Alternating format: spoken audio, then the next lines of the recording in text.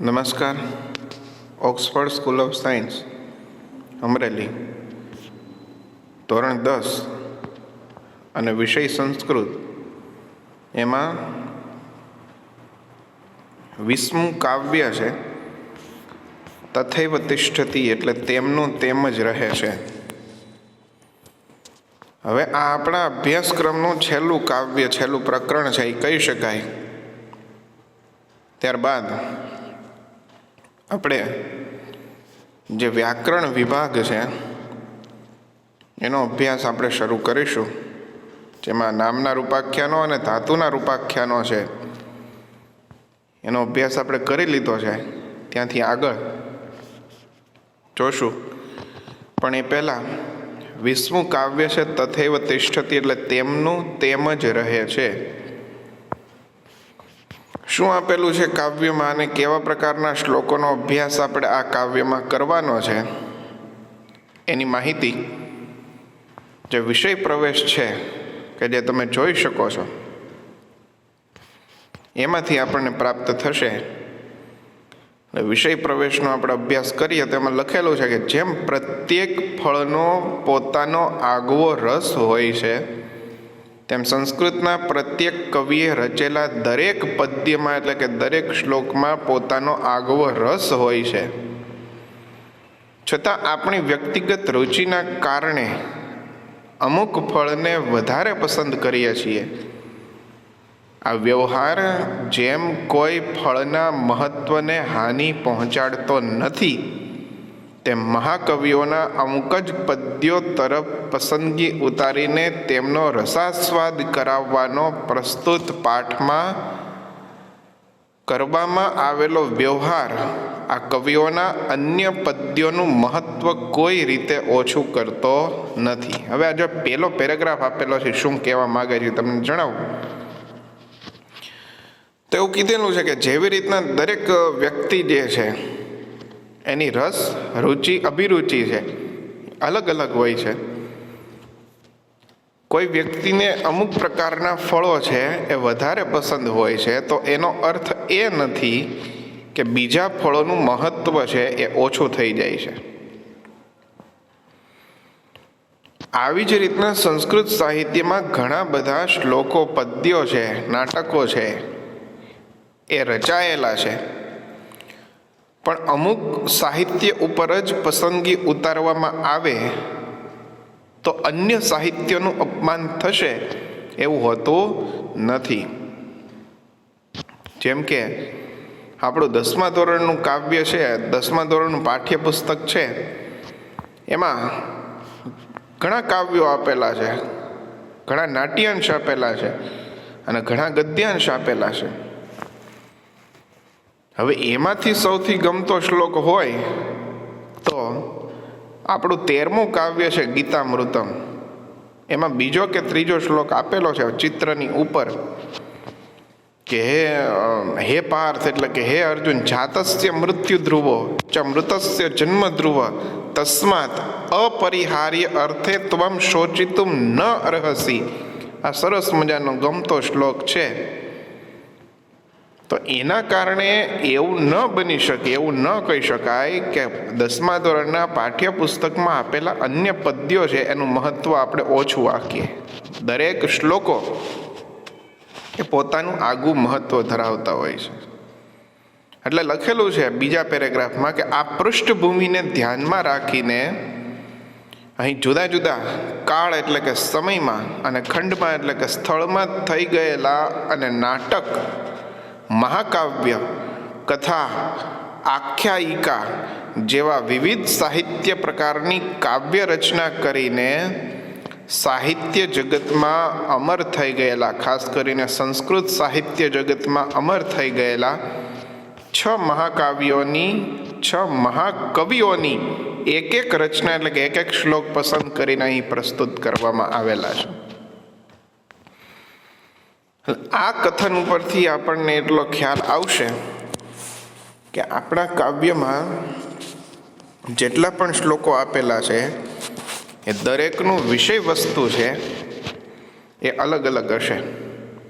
દરેક શ્લોકો એક જ પ્રકારના વિષય વસ્તુ સાથે ચાલશે નહીં. ધારો કે 13મું કાવ્ય છે ગીતામૃતમ, તો એમાં આપણને ખબર છે કે બધા શ્લોકો છે, જેટલા પણ શ્લોકો આપેલા છે બધા શ્લોકો ભગવદ્ ગીતાના છે. પણ આપણા અહીંયા આ 20મું કાવ્ય છે તથૈવ તિષ્ઠતિ,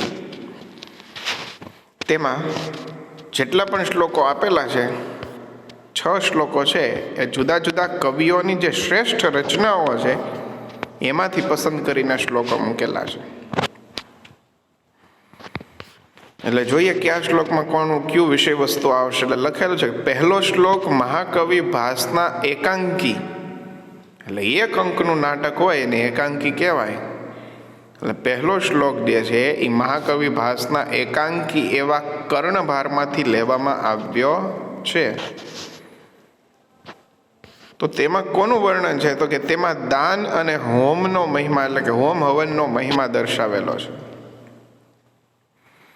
બીજો શ્લોક તો કે મહાકવિ કાલિદાસના માલવિકા અગ્નિમિત્રમમાંથી લેવામાં આવેલો છે, જેમાં બીજાથી દોરવાયા વગર મનુષ્ય પોતે પોતાની બુદ્ધિથી સારા નરસાનો વિચાર કરીને કોઈ નિશ્ચય કરવાનું જણાવ્યું છે.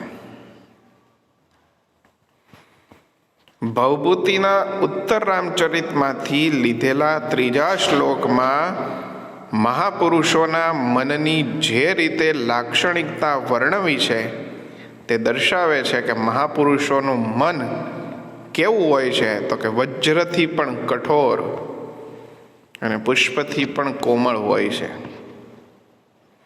ચોથો શ્લોક ગદ્યકાર બાણ ભટ્ટની રચના તરીકે પ્રસિદ્ધિ પામેલો છે. બાણ ભટ્ટ એટલે સંસ્કૃત સાહિત્યકારના શ્રેષ્ઠ એવા કવિ, ગદ્યકાર, પદ્યકાર અને એ સમાસ પ્રચુર શૈલીમાં પોતાનું સાહિત્ય રચવા માટે થઈને પ્રસિદ્ધ છે. એમાં એણે એમના દ્વારા જે લખેલો શ્લોક છે એમાં લખેલું છે કે દુષ્ટ માણસના સ્વભાવની હકીકત વર્ણવવામાં આવેલી છે. 5મો શ્લોક છે એ નાટ્યકાર શુદ્રકના મૃચ્છકટિકમમાંથી પસંદ કરેલો છે. તેમાં દરિદ્ર માણસના દિલનું દયામણું દુઃખ આલેખાયેલો છે. બહુ સરસ મજાના શ્રેષ્ઠ શ્લોકો આપેલા છે આમ. અને છેલ્લો શ્લોક છે રવિગુપ્ત નામના કવિની રચના છે, જેમાં સજ્જનની પ્રશંસા સારી રીતે કરવામાં આવેલી છે. સુપેરે એટલે કે સારી રીતે કરવામાં આવેલી છે. આ વર્ણનમાં સૂચિત થયેલી હકીકતો આજે પણ એટલી જ પ્રસ્તુત છે. તે મનુષ્ય જીવનનો ભાગ બનવી જોઈએ, તો જ કાવ્યનું શિક્ષણ સફળ બની શકે છે. છેલ્લા શ્લોકની વાત કરે છે. હા, સરસ મજાનું છે. સજ્જનનું લક્ષણ આપેલું છે. પણ ભાસનું જે નાટક છે કર્ણભાર, એમાંથી પહેલો શ્લોક છે એ લેવામાં આવેલો છે. અને શું કહે છે એમાં? કોનો મહિમા બતાવેલો છે? તો કે એમાં દાનનો અને હોમ હવનનો મહિમા બતાવેલો છે. છેલ્લી શ્લોકની જે છેલ્લી લીટી છે ને, હુતમ ચ દત્તમ ચ તથૈવ તિષ્ઠતિ. હુતમ એટલે કે યજ્ઞમાં હોમેલું, અને દત્તમ એટલે કે દાનમાં આપેલું તથૈવ તિષ્ઠતિ. હવે તેમનું તેમ જ રહે છે. યજ્ઞમાં હોમેલું કઈ રીતે? તો કે તમે આહુતિ આપો, એ યજ્ઞમાં જે કંઈ તમે આહુતિ આપો છો એ દેવો સુધી પહોંચશે, દેવો એમનો સ્વીકાર કરશે આહુતિનો. એટલે યજ્ઞમાં હોમેલું આહુતિ અને જે કાંઈ પણ દાનમાં આપવામાં આવેલું છે, દાન કરેલું છે, એ વર્ષો સુધી પણ, વર્ષો પછી પણ એમનામ જ ટકી રહે છે. તો શું નાશ પામે છે? તો કે કાલ પર્યાયાત શિક્ષા ક્ષયમ ગચ્છતિ. શબ્દો તમારે ગોતવા પડશે. કાલ પર્યાયાત શિક્ષા ક્ષયમ ગચ્છતિ. સમય વીતતા શિક્ષા છે ને એ નાશ પામે છે.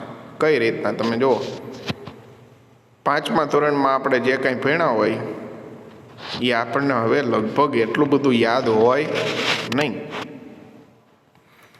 10મા ધોરણની આપણે ખાલી વાત કરીએ. કોઈ પાઠ આપણે જૂન મહિનામાં વાંચેલો છે, એટલે કે 10મા ધોરણની શરૂઆતમાં વાંચેલો છે,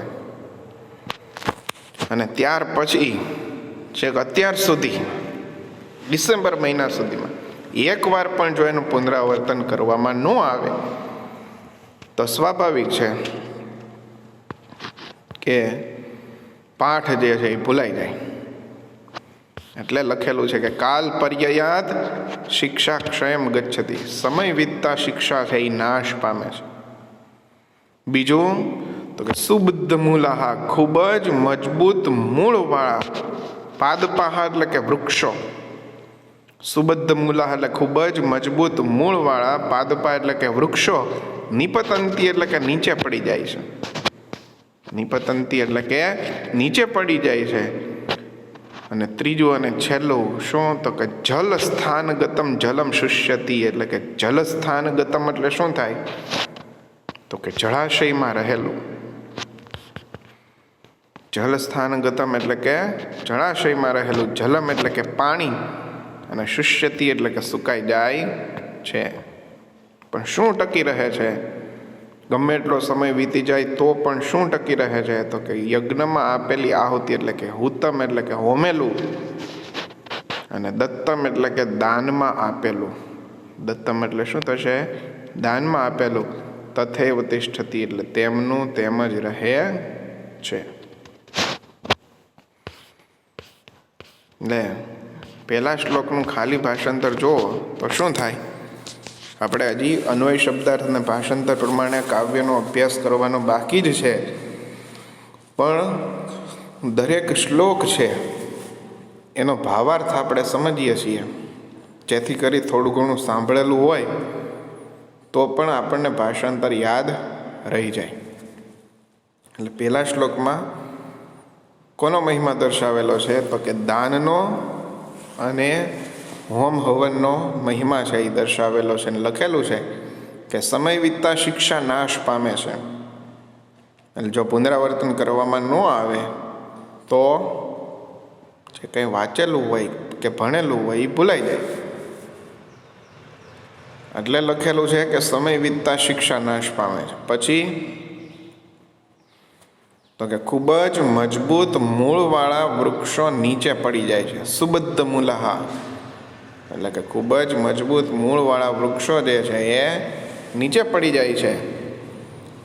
જલ સ્થાનગતમ જલમ શુષ્યતિ એટલે કે જળાશયમાં રહેલું જળ જે છે, પાણી છે, એ સુકાઈ જાય છે. પણ શું ટકી રહે છે તો કે હુત્તમ એટલે કે યજ્ઞમાં હોમેલું, અને દત્તમ એટલે કે દાનમાં આપેલું તેમનામ ટકી રહે છે. કેમાંથી લેવામાં આવેલો છે તો કે ભાસના કર્ણભાર નામના નાટકમાંથી લેવામાં આવેલો છે.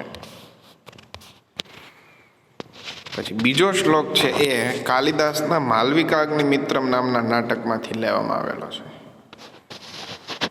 કોનું વર્ણન છે તો વિષય પ્રવેશમાં આપણને જણાવેલું છે કે બીજાના વ્યવહારથી કે માર્ગદર્શનથી કે સૂચનાથી કે જણાવવાથી દોરવાઈ જવું નહીં. પોતાની બુદ્ધિ પ્રમાણેનું વર્તન, વ્યવહાર કે વિચાર કે નિર્ણય સમયાંતરે લેવો, એવો ઉપદેશ, એવો ખ્યાલ કે એવી સમજ આપણને બીજા શ્લોકમાંથી મળે છે. અને લખેલું છે કે પુરાણમ ઇતિ સર્વમ સાધુ, પુરાણમ સર્વમ સાધુ ઇતિ ન, ત્યાં સંધિ છૂટી પડશે. ઇતિ એવ લખેલું છે ને, એમાંથી ઇતિ એવ ન એટલે કે જૂનું છે એ બધું સારું જ છે એવું હોતું નથી. ધારો કે આપણે કેટલાક જૂના રિવાજો છે, જૂની રૂઢિઓ છે, એના ઉપર દ્રષ્ટિપાત કરીએ, નજર ફેરવીએ તો ક્યાંક એમાં આપણને થોડીક ત્રુટિ પણ જોવા મળે. તો સમયાંતરે એ ત્રુટિને દૂર કરીને એ રિવાજોને જાળવી રાખીએ એ આપણી પરંપરા છે. પણ ત્રુટિઓને એ દૂર કરવી. એટલે લખેલું કે જેટલું જૂનું છે બધું સારું જ છે એવું હોતું નથી. ચ કાવ્યમ અપી, અને કાવ્ય પણ નવમ એટલે કે નવું છે, એટલે અબંધ્યમ એટલે કે ટીકાપાત્ર નથી, નિંદાપાત્ર નથી, ઇતિ ન એવું હોતું નથી. જેવી રીતના જેટલી વસ્તુઓ જૂની છે એ બધી સારી જ હોય છે એવું નથી હોતું, એવી જ રીતના જેટલી વસ્તુઓ નવી છે એ બધી જ વસ્તુઓ સારી હોય છે તેવું પણ હોતું નથી. એટલે કે કાવ્ય પણ નવું છે એટલે નિંદાપાત્ર નથી, સર્વગુણ સંપન્ન હશે એવું હોતું નથી. એમાં પણ ક્યાંક કચાશ રહી જાય છે. એટલે લખેલું છે કે સંત એટલે કે સત્પુરુષો, સજ્જનો જે છે ને, અન્ય તરત બેમાંથી એકને જે કંઈ પરિસ્થિતિ આવેલી છે ને, સારી કે ખરાબ, એને પરીક્ષ્ય ભજનતે એટલે કે પારખીને સેવે છે. જ્યારે મૂઢ એટલે કે મૂર્ખાઓ છે, પરપ્રત્યયનેય બુદ્ધિ, મૂર્ખાઓ જે છે એ બીજાના પ્રયત્નોથી દોરવાયેલી બુદ્ધિવાળા હોય છે. ખાલી બીજો શ્લોક છે, એનું ખાલી ભાષાંતર જુઓ તો શું થાય, તો કે જે કાંઈ જૂનું છે એ બધું સારું જ છે એવું હોતું નથી, અને કાવ્ય પણ નવું છે એટલે નિંદાપાત્ર છે એવું હોતું નથી. એટલે કે સજ્જનો બેમાંથી એકને પારખીને ભજે છે એટલે કે સેવે છે. ત્યારે મૂર્ખાઓ કેવા હોય છે, તો કે બીજાના પ્રયત્નોથી દોરવાયેલી બુદ્ધિવાળા હોય છે. ખ્યાલ આવ્યો? એટલે આ પ્રમાણે શું થશે, તો કે બીજા શ્લોકમાં કોનું વર્ણન પ્રાપ્ત થાય છે, તો કે બીજા શ્લોકમાં એવું કીધેલું છે કે પોતાની બુદ્ધિ પ્રમાણે, બુદ્ધિ ક્ષમતા પ્રમાણેનો નિર્ણય કરવો, બીજાના દોરવાયાથી દોરવાઈ જવું નહીં. એવો બીજા શ્લોકનો ભાવાર્થ આપણને પ્રાપ્ત થશે. પછી ત્રીજો શ્લોક છે, એમાં ભવભૂતિના ઉત્તર રામચરિતમાંથી લીધેલો છે ને એમાં લખેલું છે, સજ્જનોનું વર્ણન કરેલું છે. લોકોંતરાણામ, બરાબર. જો વજ્રાદપી કઠોરાણી એટલે કે વજ્ર કરતા પણ કઠોર ભગવાન ઇન્દ્રનું શસ્ત્ર છે. અને કુસુમાત અપી મૃદુની, આ સંધિ છૂટી પડે ને એ આવડવી જોઈએ. હવે 10મા ધોરણના વિદ્યાર્થી તરીકે ધીમે ધીમે ખબર પડવી જોઈએ કે સંધિ કઈ રીતના છૂટી પડાય. એમ ત્યાં નિયમોને વચ્ચે ન લવાય, પણ વાંચો ત્યાં જ તમને ખબર પડે કે હા અહીંયા સંધિ છૂટી પડે છે. એમ શું લખેલું છે કે વજ્રાદપી કઠોરાણી એટલે કે વજ્ર કરતા પણ કઠોર, અને કુસુમાતપી મૃદુની એટલે કે કુસુમ એટલે ફૂલ થશે, ફૂલ કરતા પણ કોમળ એવા લોકોંતરાણામ એટલે કે સજ્જનોના મનને, ચેતાંશી એટલે કે મનને નું ખરેખર કો વિજ્ઞાતુમ અર્હતિ, કોણ જાણી શકે. એટલે કે સજ્જનોના મનને ખરેખર કોણ જાણી શકે, એટલે કે જે ખરેખર આપણું હિત ઈચ્છતા હોય છે. ઘરેથી માતા પિતા એવું કહેતા હોય કે ભાઈ વાંચવા બેસ, અભ્યાસ કર, નોટબુક પૂરી કર, તો એ કેવું લાગે, કઠોર લાગે, કઠોર વચન લાગે, પણ એમાં ખરેખર બાળકનું, વિદ્યાર્થીનું હિત રહેલું હોય છે. એટલે ભવભૂતિના ઉત્તર રામચરિતમમાંથી લીધેલો ત્રીજો શ્લોક છે, એમાં વર્ણવેલું છે કે વજ્ર કરતાં પણ કઠોર અને ફૂલ કરતાં પણ કોમળ એવા મહાપુરુષોના, લોકોંતરાણામ એટલે કે મહાપુરુષોના મનને ખરેખર કોણ જાણી શકે છે. બાણભટ્ટનું જે લખેલી છે, જે કૃતિ છે, બરાબર, એમાંથી તમે વિષય પ્રવેશમાં જુઓ તો ચોથા શ્લોકમાં શું છે, દુષ્ટ માણસના સ્વભાવની હકીકત વર્ણવેલી છે. શું લખેલું છે બાણભટ્ટે, તો કે અન્યસ્માત એટલે કે બીજા પાસેથી, લબ્ધ પદો એટલે કે પદ મેળવીને, નીચ એટલે કે હલકો માણસ છે ને, એ પ્રાયણ દુઃસહ ભવતી, મોટા ભાગે અસહ્ય બની જાય છે. રવિ અપી તાદૃગ ન દહતી યાદૃગ વાલુકાની કરહ દહતી. તમને ખબર નહીં પડી હોય, ખાલી ગુજરાતી તમને કહું ચોથા શ્લોકનું. શું, તો કે હલકા માણસો જે છે ને, કે જેનામાં ખરેખર ક્ષમતા નથી અને જે કંઈ પદ પ્રાપ્ત થઈ જાય છે, તો એ એમ કહેવાય ને કે ફૂલા ન હમાતા હોય એમ. બરાબર,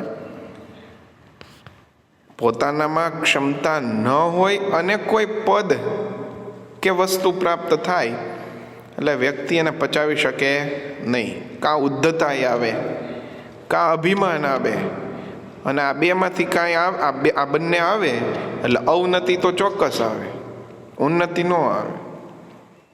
ખ્યાલ આવે? શબ્દો સમજવા જેવા છે. કોની જે આવા જે દુર્જન માણસો જે છે એ હલકા લોકો જે છે આવા, એ બીજા પાસેથી જે કંઈ પદ પ્રાપ્ત કરે છે એ અસહ્ય બની જાય. કોની જેમ?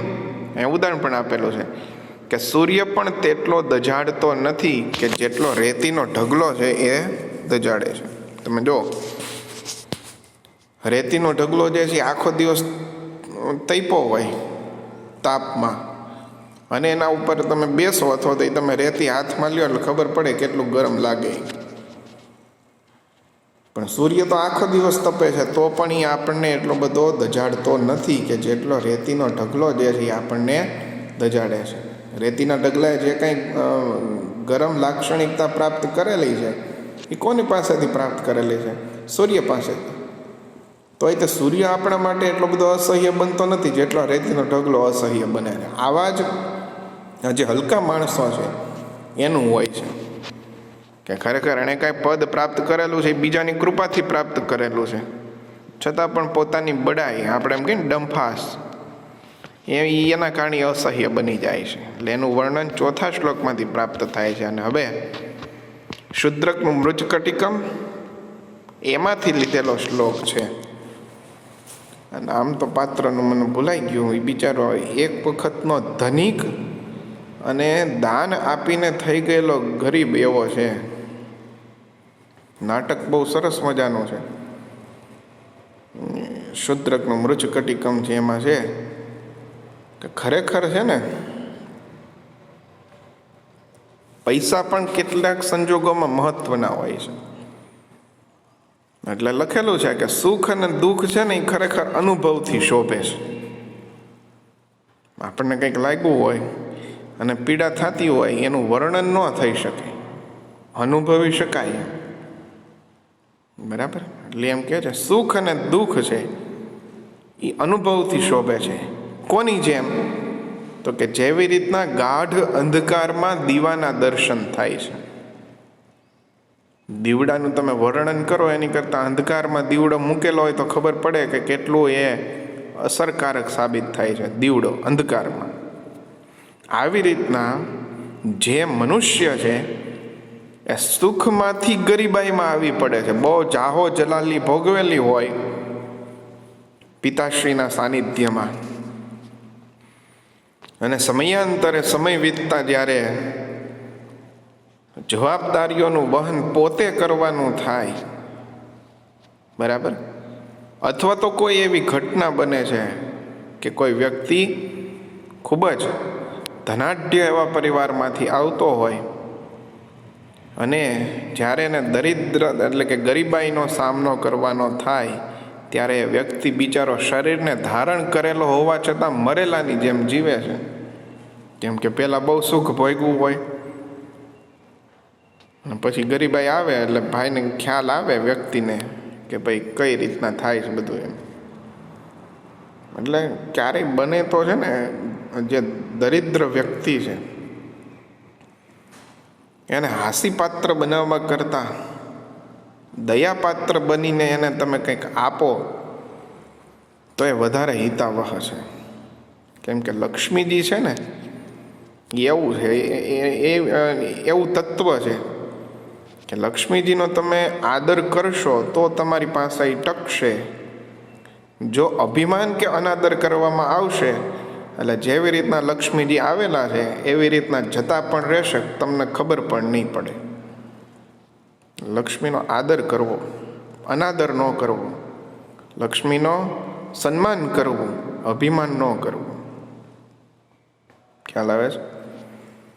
એટલે એ પ્રમાણે 5મા શ્લોકમાં શુદ્રકનું મૃચકટિકમ નામના નાટકમાંથી લીધેલું જે શ્લોક છે એમાં જણાવેલું છે કે સુખ અને દુઃખ છે એ ખરેખર અનુભવથી શોભે છે, વર્ણન કરવાથી નહીં. કોની જેમ? તો કે જેવી રીતના ગાઢ અંધકારમાં દીવાના દર્શન થાય છે.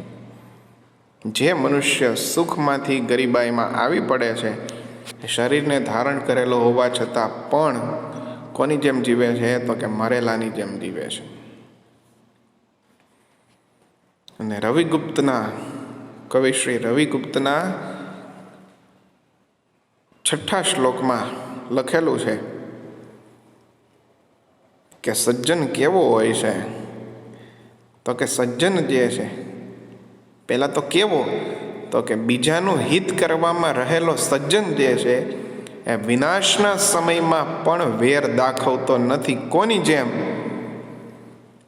તો કે ચંદન વૃક્ષને કાપવામાં આવે તો પણ એ કુહાડીના અગ્રભાગને સુવાસિત જ કરે છે. તમે જો કેટલું સરસ મજાનું ઉદાહરણ આપેલું છે કે ચંદન વૃક્ષને કુહાડી વડે કાપવામાં આવે તો પણ ચંદન વૃક્ષ એવું ન વિચારે કે ભાઈ આમને કાપે છે તો હું એને સુવાસિત ન કરું, કે મારી સુવાસ ન ફેલાવું.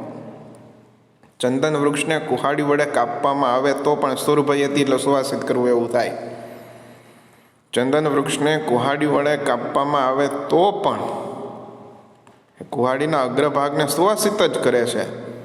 આવી રીતના બીજાનું હિત કરવામાં રહેલા સજ્જનો છે એ વિનાશના સમયમાં કોઈકનું ખરાબ કરે તો પણ એ પોતે તો સદભાવનાનું પ્રદર્શન કરતા, સદવૃત્તિનું, સદાચારનું પ્રદર્શન કરતા પોતે એ સામેના વ્યક્તિનું ભલું જ ઈચ્છે છે. આવા સજ્જનનું વર્ણન આપણને 6થા શ્લોકમાં જે છે એ પ્રાપ્ત થશે. આ પ્રમાણેના 6 શ્લોકો આપણને જુદા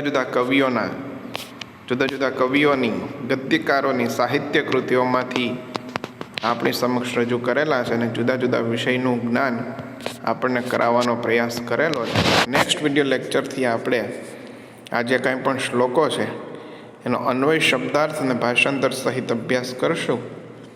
છતાં પણ કંઈ તમને પ્રશ્ન હોય તો વ્યક્તિગત સંપર્ક કરી અને પૂછી લેવા. નેક્સ્ટ વિડીયો લેક્ચરમાં મળશું. ધન્યવાદ.